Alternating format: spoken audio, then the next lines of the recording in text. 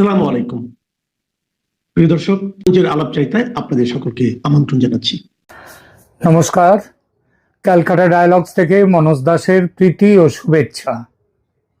ভারতের পররাষ্ট্রমন্ত্রী গতকাল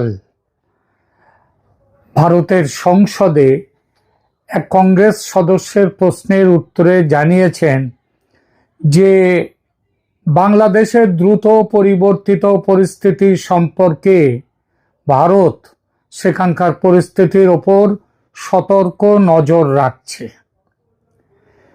পররাষ্ট্রমন্ত্রী এস জয়শঙ্করের এই বিবৃতি ভারতের কৌশলগত উদ্বেগ এবং প্রতিবেশী দেশটিতে উদ্ভূত অনিশ্চয়তা মোকাবিলার জন্য ভারত সরকারের উদ্বেগ কত গভীর সেটা বুঝিয়ে দেয়। যথারীতি ভারতের পররাষ্ট্রমন্ত্রীর এই বিবৃতি বাংলাদেশে বেশ বিতর্কের সৃষ্টি করেছে। বাংলাদেশের মিডিয়া এই বিবৃতিকে বলেছে ভারতের চোখ রাঙানি, দাদাগিরি। যদিও বাংলাদেশ সরকার কোনো বিরূপ প্রতিক্রিয়া এখনো দেয়নি। আমরা আলোচনা করব যে সত্যি কি এই বিবৃতির মধ্য দিয়ে ভারত কোনো হুমকি দিল বাংলাদেশকে, নাকি এটা একটা সাধারণ কূটনৈতিক বার্তা মাত্র। বাংলাদেশ ভারতের কাছে অতি গুরুত্বপূর্ণ, এ বিষয়ে কোনো সন্দেহ নেই। এই গুরুত্বের অনেক কারণ, যেমন দুদেশের ভূ রাজনৈতিক অবস্থান, বাংলাদেশের তিন দিকে ভারতের উত্তর পূর্ব রাজ্যগুলির নিরাপত্তার জন্য বাংলাদেশ অত্যন্ত গুরুত্বপূর্ণ। এরপর আছে দুটি দেশের মধ্যেকার ঐতিহাসিক সম্পর্ক। 1971 সালে বাংলাদেশের স্বাধীনতাকে সমর্থন করেছিল ভারত। বাংলাদেশের মুক্তিযুদ্ধে ভারতের অবদান কি ছিল সেটা নতুন করে কাউকে বলার দরকার নেই।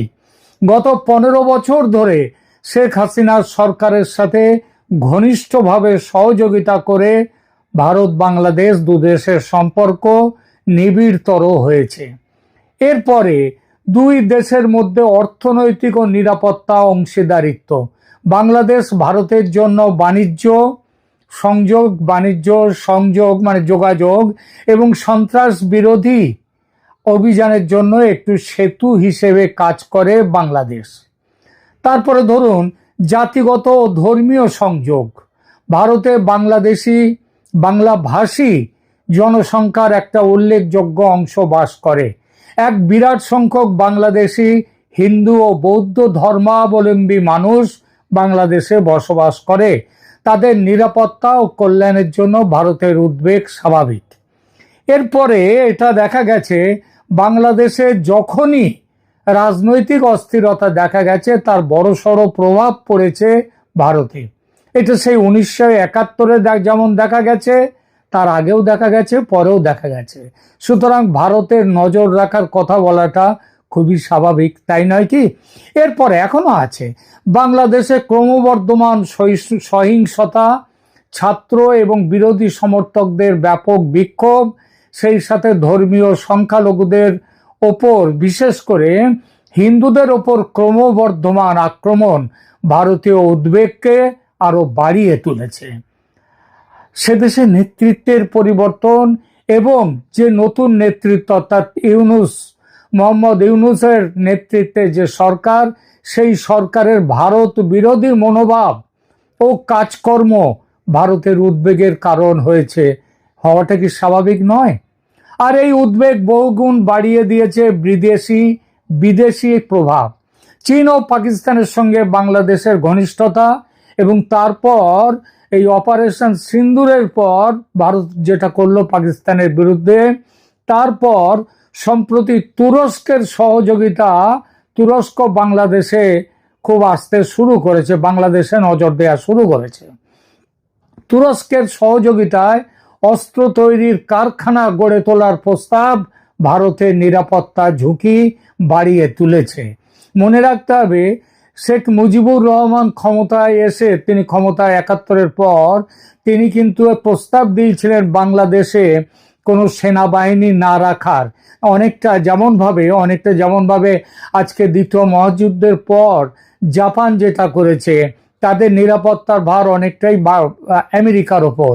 আর ভারত আর বাংলাদেশের ব্যাপারটা তো আলাদা। বাংলাদেশ তো একদম ভারতের পেটের মধ্যে বসে রয়েছে।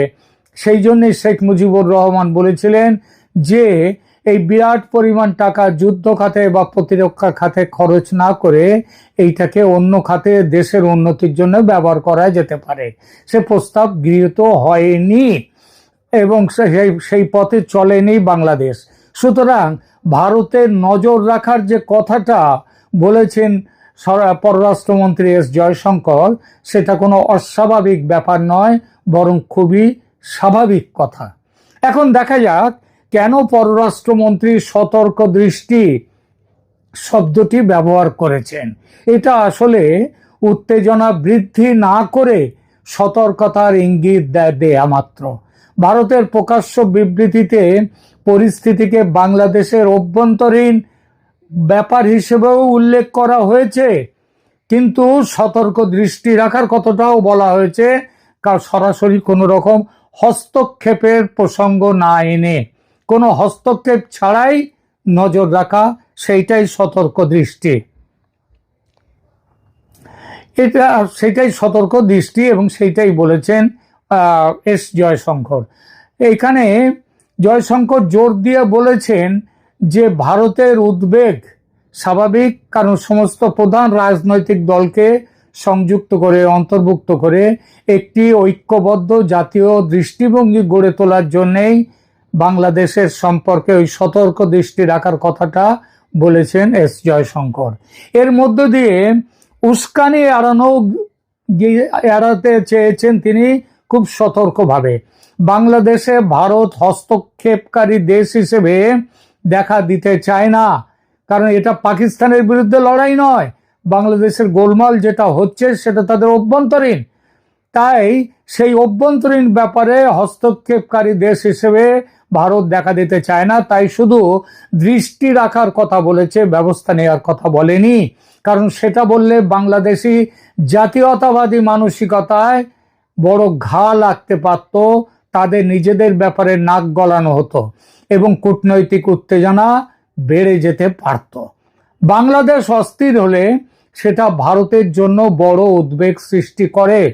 এই উদ্বেগ সীমান্ত নিরাপত্তায় রয়েছে। বাংলাদেশে অস্থিতিশীলতা, আন্তঃসীমান্ত সন্ত্রাসবাদ, অবৈধ অভিবাসন এবং চোরাচালান এগুলো ব্যাপকভাবে বাড়াতে পারে, যা সরাসরি ভারতের ঝুঁকিপূর্ণ উত্তর পূর্বের রাজ্যগুলিতে প্রভাব ফেলতে পারে। আবার দেখুন, এরকম যদি বাংলাদেশে গোলমাল হয়, সেটা সাম্প্রদায়িক সহিংসতা বাড়াতে পারে। বাংলাদেশে হিন্দুদের বিরুদ্ধে আক্রমণ এবং চরমপন্থী বক্তব্যের তীব্রতা অভ্যন্তরীণ ও আন্তর্জাতিকভাবে তীব্র প্রতিবাদের জন্ম দেয় খুব স্বাভাবিকভাবেই। তাই ভারত কূটনৈতিকভাবে এই বিষয়গুলি উত্থাপন করে এসেছে এতদিন পর্যন্ত। এছাড়া আছে ভূকৌশলগত প্রতিযোগিতা। বাংলাদেশের চীন বা পাকিস্তানের কাছাকাছি চলে যাওয়ার সম্ভাবনা, অথবা গুরুত্বপূর্ণ ভারতীয় সীমান্তের কাছে বিদেশি সামরিক উপস্থিতির অনুমতি দেয়া, যেটা মোহাম্মদ ইউনূস দিয়েছেন চীনকে, যেটা আবার দিতে যাচ্ছেন তুরস্ককে। এবং পাকিস্তানের সামরিক অফিসাররা তারা কিন্তু ভারতের ওই চিকেন নেকের কাছ দিয়ে, যেটা শিলিগুড়ি করিডর, তার পাশ দিয়ে ঘুরে গেছে, এটা মনে রাখতে হবে। সুতরাং এইগুলো ভারতের কৌশলগত পরিকল্পনাকারীদের জন্য এটা হচ্ছে একটা রেড লাইন, লাল রেখা। বাংলাদেশ যেটা করছেন, ভারত এটাকে বাংলাদেশের মিস অ্যাডভেঞ্চার বা হঠকারিতা হিসেবে দেখতে কিন্তু বাধ্য। প্রশ্ন ওঠে, ভারত কিভাবে এরকম বাংলাদেশি হঠকারিতার মোকাবিলা করবে? এই প্রশ্নটাই এসেছে সংসদে। এই মোকাবিলা করার জন্য ভারত কি ব্যবস্থা নিয়েছে দেখা যাক। এক, কূটনৈতিক যোগাযোগের মাধ্যমে বাংলাদেশকে বোঝানো। দুই, দুদেশের মধ্যে অর্থনৈতিক ও নিরাপত্তা সংক্রান্ত কৌশলগত অংশীদারিত্ব বাড়ানোর চেষ্টা, যেটা ভারত করেছিল প্রথম দিকে। এখনো পর্যন্ত ভারত কিন্তু করে যাচ্ছে। এখনো ভারত থেকে কিন্তু বাংলাদেশের সমস্ত রকম ব্যবসা পাতি ইত্যাদি যত বাণিজ্য সেগুলো কিন্তু চলছে। 3 নম্বর হচ্ছে সংখ্যালঘুর স্বার্থ রক্ষায় ব্যবস্থা নেওয়ার জন্য ক্রমাগত চাপ সৃষ্টি করার মাধ্যমে ভারত তার বার্তা পৌঁছে দিয়েছে। 4 নম্বর সঠিকভাবে সীমান্ত ব্যবস্থাপনার মাধ্যমে নজরদারি বাড়িয়ে ভারত এই সমস্যা থেকে উদ্ধার পাওয়ার চেষ্টা করেছে। 5, মানুষের ধর্ম হলো শক্তের ভক্ত নরমের জম, সুতরাং সামরিক শক্তিকে সংহত করেছে ভারত শিলিগুড়ি করিডরে। 6, বাংলাদেশের মধ্যে বন্ধুত্বপূর্ণ নেতৃত্বে যারা আছেন তাদেরকে ভারত কিন্তু সমর্থন দিচ্ছে। ভারত সেটা করছে আওয়ামী লীগকে সমর্থন দিয়ে। আওয়ামী লীগকে সমর্থন দেওয়ার কারণ কিন্তু দুপক্ষের, আওয়ামী লীগেরও যেমন দরকার ভারতকে, তেমনি ভারতেরও দরকার আওয়ামী লীগকে।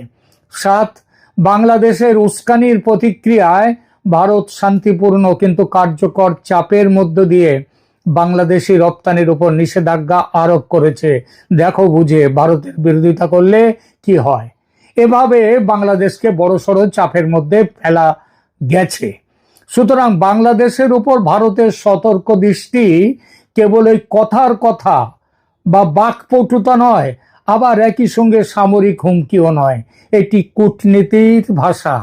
নিরাপত্তা, অর্থনৈতিক সম্পৃক্ততা এবং গোয়েন্দা তদারকির সমন্বয়ে গঠিত একটি সক্রিয় বহুমাত্রিক কৌশলকে কেবল নির্দেশ করে এই সতর্ক দৃষ্টি রাখা শব্দবন্ধটি। সেই সঙ্গে স্পষ্ট করে না বললেও বুঝতে অসুবিধা হয় না যে বাংলাদেশে সৃষ্ট যে কোনো উত্তেজনা বা নিরাপত্তা হুমকির বিরুদ্ধে কূটনৈতিক, অর্থনৈতিক এবং প্রয়োজনে সামরিক ব্যবস্থা গ্রহণ করতেও নয়াদিল্লি প্রস্তুত। তবে আবার বলছি, তবে ভারতের প্রথম পছন্দ স্থিতিশীল, বন্ধুত্বপূর্ণ এবং সহযোগিতামূলক বাংলাদেশ। যখন সব পথ বন্ধ হয়ে যাবে, এই বন্ধুত্বের পথ, স্থিতিশীল এই সহযোগিতামূলক কথাবার্তা যখন বন্ধ হয়ে যাবে, একমাত্র তখনই আসবে ওই সামরিকভাবে হস্তক্ষেপের প্রসঙ্গ। এই পদ্ধতি, যে পদ্ধতি ভারত নিয়েছে, তাতে সেটা নিশ্চিত করে যে ভারত রাজনৈতিক, সামরিক বা আদর্শগত যে কোনো দুর্যোগের প্রতি, যে কোনো দুর্যোগ, বাংলাদেশের মিসঅ্যাডভেঞ্চারের প্রতি সতর্ক আছে ভারত। একই সাথে একটি প্রধান আঞ্চলিক শক্তি হিসেবে সংযম এবং দায়িত্বশীলতা এই দুটোই প্রদর্শন করছে ভারত। অতএব জয়শঙ্করের সতর্ক বার্তা, যে সতর্ক নজর রাখা, যে যেমন এটার অর্থ যে যেমনভাবে দেখবে সেভাবেই নেবে, যে যেমনভাবে নিতে চায় সে সেভাবেই নেবে। যেমন হুমকি যেমন নেই এখানে, তেমনি আবার হুমকি আছেও, যে জন যেমন অর্থ করবে। এখনকার মতো এখানেই রাখছি। ধন্যবাদ।